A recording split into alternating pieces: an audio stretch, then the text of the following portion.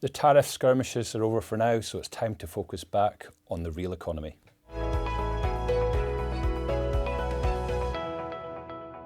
Good morning everyone and welcome back to Morning Markets here at True Potential. Markets continue to recover well following the initial tariff shock announced on Friday. Since the rollback of planned tariffs between the US, Mexico and Canada, it seems fairly clear that for now there's a détente reached with those three nations with regards to border protocol, and so markets can focus in on what matters most for now, which is underlying real activity. So the first week of the month, February, always brings about a raft of US employment data. It began on Monday with the ISM manufacturing survey, which continues to point to subdued manufacturing activity in the US, but this really just reflects the broader economic outlook. Ever since the post-pandemic rush ended, manufacturing has really been in a bit of the doldrum.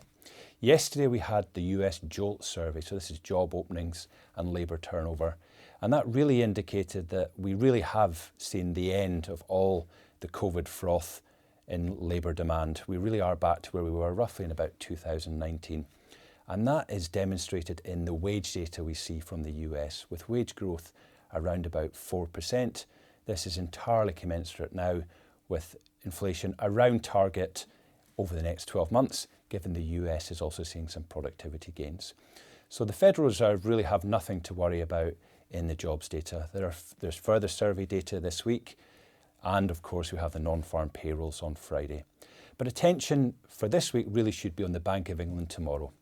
We're expecting an interest rate cut of 25 basis points, but what will matter most will be the new refreshed forecasts for growth and for inflation.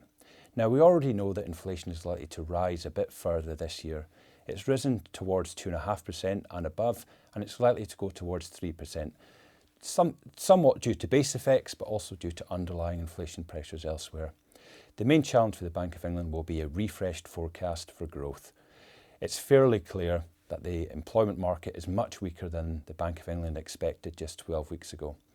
So within their forecast, they are likely going to have to revise down growth, but at the same time will have an upward trending inflation forecast. This justifies interest rate cuts tomorrow. It also justifies further interest rate cuts, probably in May, but it may even be as early as March.